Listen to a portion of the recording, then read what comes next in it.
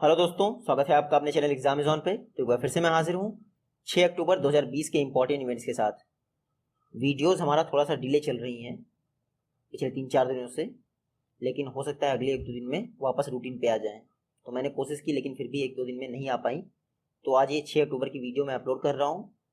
Video start करने से पहले सिर्फ मैं आपसे यही कहूँगा कि आप वीडियो को काफ़ी ध्यान से देखें, क्योंकि लास्ट में आपको 2 क्वेश्चन के जवाब देने हैं। ये 5 अक्टूबर की वीडियो की एक मिस्टेक थी छोटी सी, उसको मैंने करेक्ट किया है। इस क्वेश्चन में मैंने धन लक्ष्मी बैंक, ये सही होगा, मैंने लक्ष्मी विलास बैंक यूज कर लिया था, तो प्लीज आप करेक्ट कर लीजिएगा। आरबीआई ने धन लक्ष्मी बैंक को रन करने के लिए 3 मेंबर्स की कमेटी ऑफ डायरेक्टर्स बनाई है, जिसके चेयरपर्सन होंगे जी सुब्रमण्यम अय्यर। ये तो मैंने आपको पढ़ा ही दिया है, तो सिर्फ आप लक्ष्मी विलास बैंक की जगह धन लक्ष्मी बैंक कर लीजिएगा। आज का पहला क्वेश्चन है सौर्य, जो कि एक न्यूक्लियर कैपेबल बैलिस्टिक मिसाइल है, इसको किस स्टेट से टेस्ट किया गया है?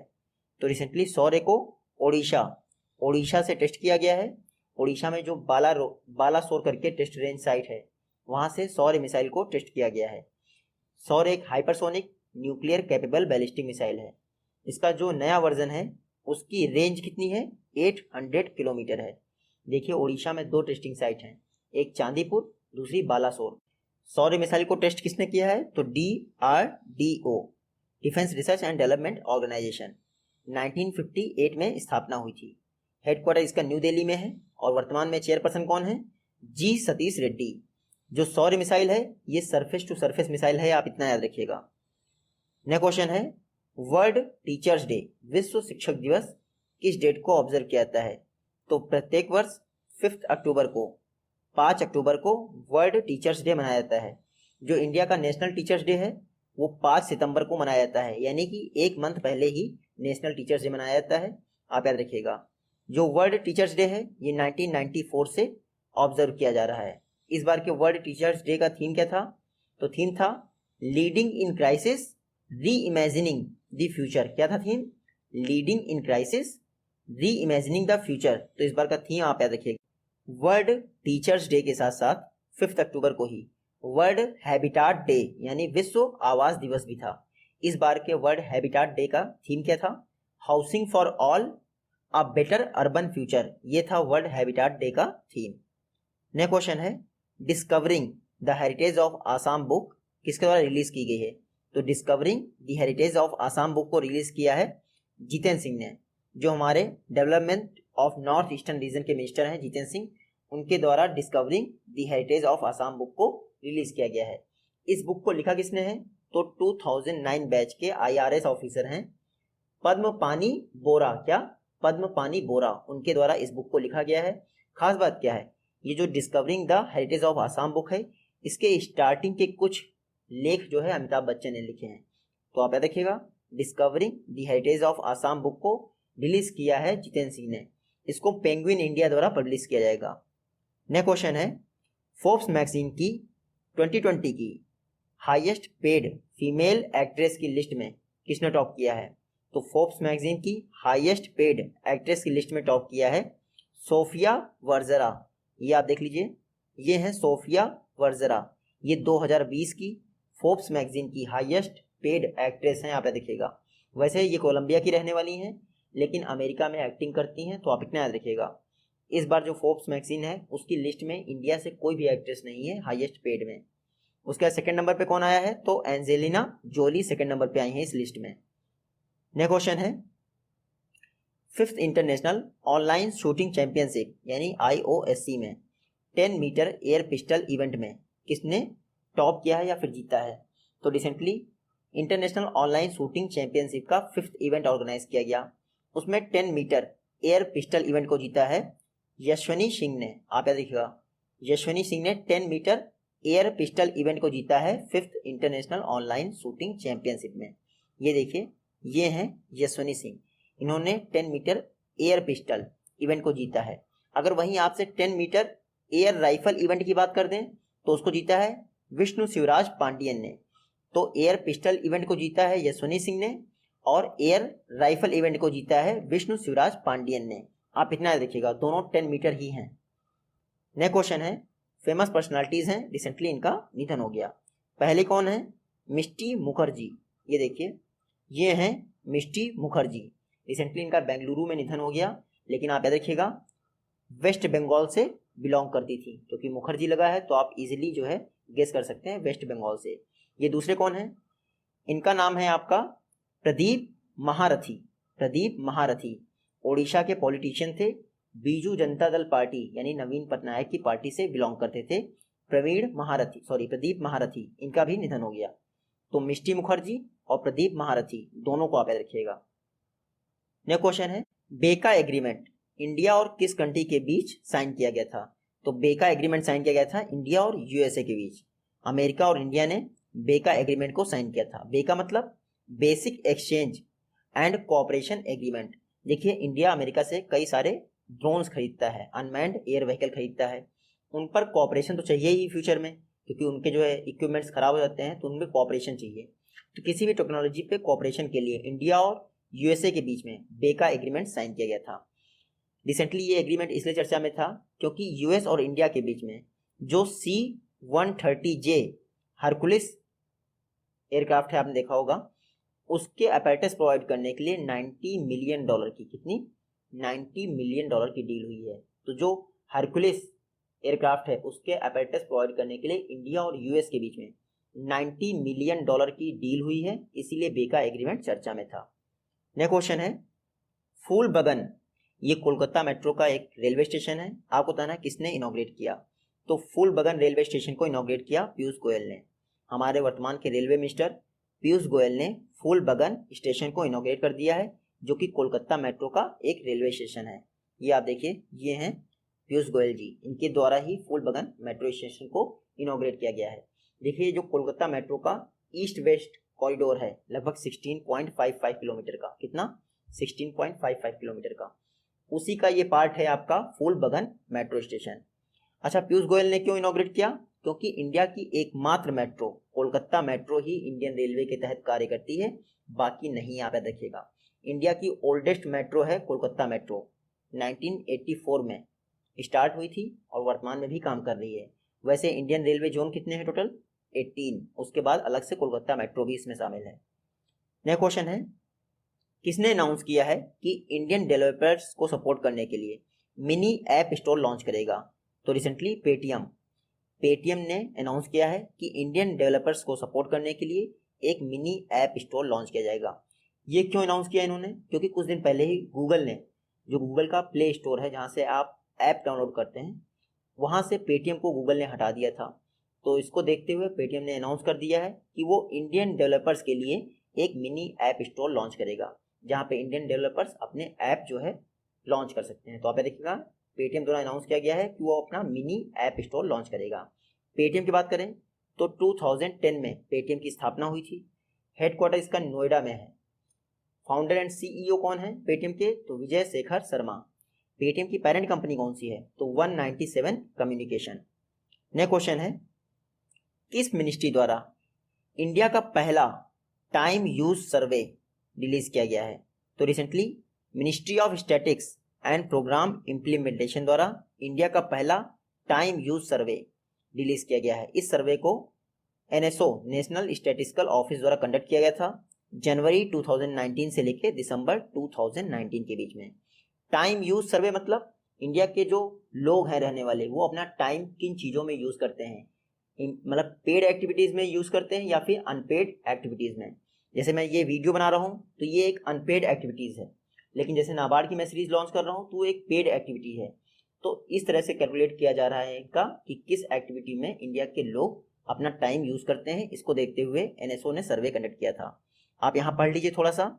इंडिया के टोटल 38.2% लोग पेड एक्टिविटीज़ में अपना टाइम कंज्यूम करते हैं, बाकी सारे लोग अनपेड एक्टिविटीज़ में। आप देखिएगा अगर पेड एक्टिविटीज़ की बात करें तो सबसे ज़्यादा मेन यानी कि जो पुरुष लोग होते हैं वो अपना टाइम खर्च करते हैं। लगभग टोटल पुरुषों का 57.3% लोग जो है पेड एक्टिविटीज़ में अपना टाइम यूज़ करते हैं, जबकि वुमेन्स मात्र 18.4% ही अपने टोटल टाइम का पेड एक्टिविटीज़ में खर्च करती हैं।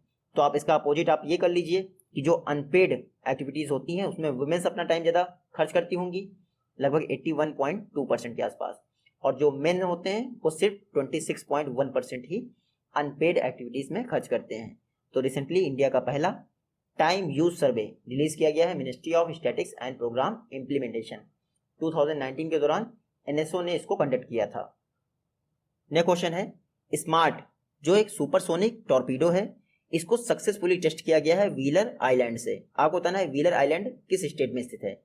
तो व्हीलर आइलैंड स्थित है ओडिशा में। कुछ समय पहले ही व्हीलर आइलैंड का नाम बदलकर अब्दुल कलाम आइलैंड कर दिया गया था। तो आप देखिएगा व्हीलर आइलैंड या अब्दुल कलाम आइलैंड एक ही है। रिसेंटली इसे स्मार्ट नाम की एक सुपरसोनिक टॉर्पीडो सक्सेसफुली टेस्ट की गई है। किसके द्वारा? डीआरडीओ ने इसको टेस्ट किया है। स्मार्ट का फुल फॉर्म क्या है? Supersonic missile assisted release of torpedo. तो ये है स्मार्ट का फुल फॉर्म। इसका टेस्ट ओडिशा के व्हीलर आइलैंड यानी अब्दुल कलाम आइलैंड से किया गया है। स्मार्ट जो है एक एंटी सबमरीन टॉर्पीडो सिस्टम है। सबमरीन से ही ब्लास्ट किया जाएगा टॉर्पीडो को, तो यानी ये एंटी सबमरीन वॉरफेयर में काम करेगा। तो स्मार्ट का फुल फॉर्म याद रखिएगा, supersonic missile assisted release of torpedo. इसको व्हीलर या फिर अब्दुल कलाम आइलैंड से टेस्ट किया गया है डीआरडीओ द्वारा। और सुपरसोनिक किसे कहते हैं? जिनकी स्पीड 5 मैक से कम होती है। 1 Mach equal to speed of sound. Sound मतलब 332 मीटर पर सेकेंड, ये होती है साउंड की स्पीड। नेक्स्ट क्वेश्चन है, डिफेंस मिनिस्ट्री ने 10 लाख हैंड ग्रेनेड बनाने के लिए 409 करोड़ का कॉन्ट्रैक्ट यानी अनुबंध किस कंपनी के साथ साइन किया है? तो रिसेंटली डिफेंस मिनिस्ट्री ने EEL के साथ 409 यानी 409 करोड़ का एक एग्रीमेंट किया है ताकि 10 लाख हैंड ग्रेनेड बनाए जा सकें। EEL मतलब इकोनॉमिक एक्सप्लोजन लिमिटेड।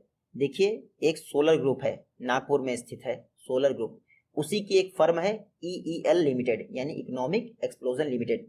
उसी के साथ साथ डिफेंस मिनिस्ट्री ने एक कॉन्ट्रैक्ट साइन किया है 409 करोड़ का ताकि 10 lakh multi mode hand grenade बनाए जा सकें।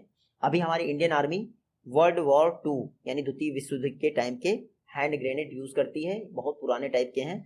अब मल्टी मोड हैंड ग्रेनेड बनाए जाएंगे 10 लाख, किसके द्वारा? EEL यानी कि इकोनॉमिक एक्सप्लोजिव लिमिटेड, जो कि नागपुर में स्थित है, सोलर ग्रुप की एक फर्म है। नेक्स्ट क्वेश्चन है, मी होप पोर्टल MHFI और किसके द्वारा ज्वाइंटली डेवलप किया गया है? तो रिसेंटली मी होप पोर्टल को MHFI और AIIMS Delhi all India medical sciences इसके द्वारा डेवलप किया गया है। पर्पस क्या है? देखिए ये जो मेंटल हेल्थ होती है उसके लिए कॉम्प्रिहेंसिव केयर प्रोवाइड करने के लिए ये मी होप पोर्टल डेवलप किया गया है। इसको MHFI मतलब मेंटल हेल्थ फाउंडेशन इंडिया इसके द्वारा और एम्स दिल्ली द्वारा लॉन्च कर दिया गया है। जितने भी मेंटली इल होंगे लोग यानी जिनकी मानसिक कंडीशन ठीक नहीं होगी, उन सभी को मी होप पोर्टल के जरिए असिस्टेंस प्रोवाइड की जाएगी। ये जो मी होप पोर्टल है ये 10 अक्टूबर से यानी 10 अक्टूबर से फंक्शनल हो जाएगा, एक्टिवेट हो जाएगा। तो आप देखिएगा मी होप पोर्टल को मेंटल इल पीपल के लिए MHFI यानी mental health foundation of India और एम्स दिल्ली द्वारा लॉन्च किया गया है।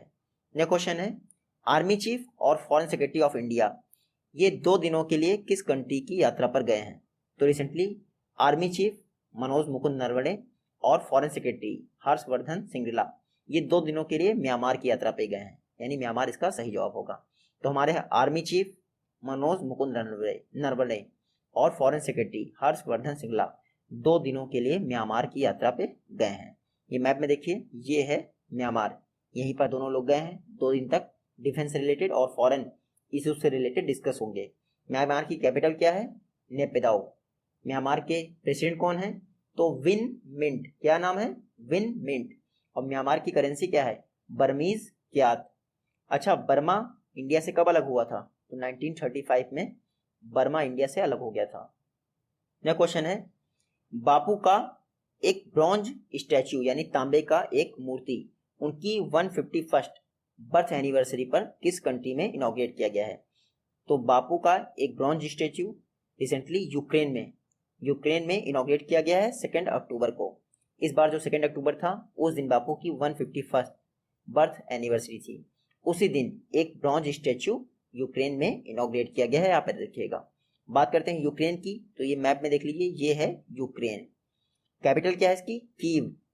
कीव इसकी कैपिटल है। यहीं पर बापू का ये ब्रॉन्ज स्टैच्यू इनॉग्रेट किया गया है, तो आप ये जरूर याद रखिएगा कीव इसकी कैपिटल है। करेंसी क्या है? रिवनिया, HRYVNIA, रिवनिया यहाँ की करेंसी है। और प्रेसिडेंट कौन है? Vladimir Zelensky. Vladimir Zelensky Ukraine के प्रेसिडेंट हैं। नेक्स्ट क्वेश्चन है, इंडिया ने अनाउंस किया है कि वो LAC line of actual control पर स्प्रट लाइट टैंक डिप्लॉय कर देगी। आपको बताना है स्प्रट लाइट टैंक इंडिया को किस कंट्री से डिलीवर किए जा रहे हैं। तो स्प्रट लाइट टैंक इंडिया को डिलीवर कर रहा है रशिया। रशिया द्वारा इंडिया को स्प्रट लाइट टैंक डिलीवर किए जा रहे हैं। ये स्प्रट लाइट टैंक लगभग एक टैंक की कीमत है 500 करोड़ के आसपास। लगभग 500 करोड़ के आसपास इस टैंक की कीमत है। ये काफ़ी लाइट वेट होते हैं, इसलिए इनको LAC पर डिप्लॉय करना आसान होगा। तो स्प्रट लाइट टैंक ये रशिया से आएंगे इंडिया के लिए, तो आप इतना याद रखिएगा। ये आप देखिए, ये हैं स्प्रट लाइट टैंक, इन्हीं को LAC पर डिप्लॉय किया जाएगा। रशिया से आ रहे हैं तो रशिया की बात कर लेते हैं। ये है मैप में रशिया। कैपिटल क्या है इसकी? मॉस्को। करेंसी क्या है इसकी? रूबल। देखिए रशिया के जो प्रेसिडेंट हैं व्लादिमीर पुतिन, अब वो 2036 तक रशिया के प्रेसिडेंट बने रहेंगे। और वर्ल्ड की डीपेस्ट लेक जिसका नाम है बैकॉल लेक, ये रशिया में ही है, आप याद रखिएगा। नेक्स्ट क्वेश्चन है, इंडिया ऑयल स्पिलिंग को मॉनिटर करने के लिए किस कंट्री के साथ मिलकर constellation of maritime surveillance satellite launch करेगा? तो इंडिया फ्रांस के साथ मिलकर एक constellation of maritime surveillance satellite launch करेगा। इसका पर्पस क्या होगा? जो ऑयल स्पिलिंग होती है समुद्र में उसकी मॉनिटरिंग की जाए।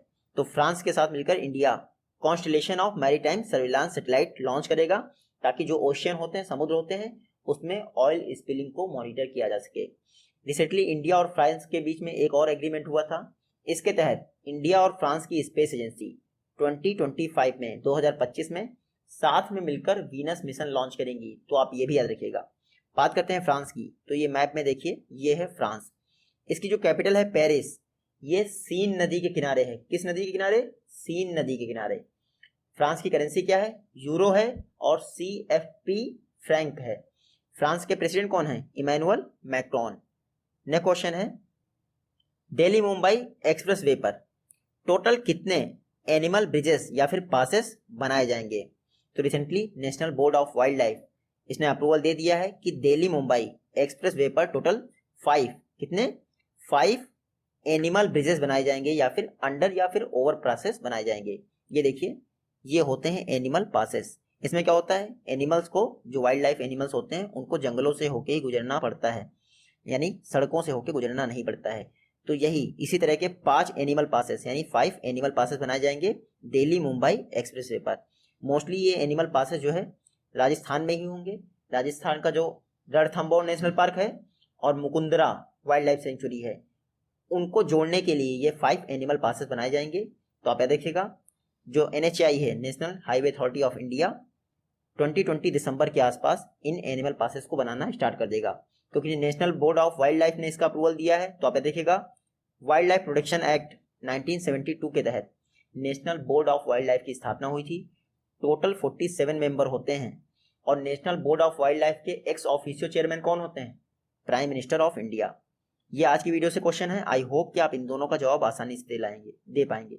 जल्दी मिलते हैं आप अपनी नेक्स्ट वीडियो में, तब तक के लिए take care, goodbye and जय हिंद।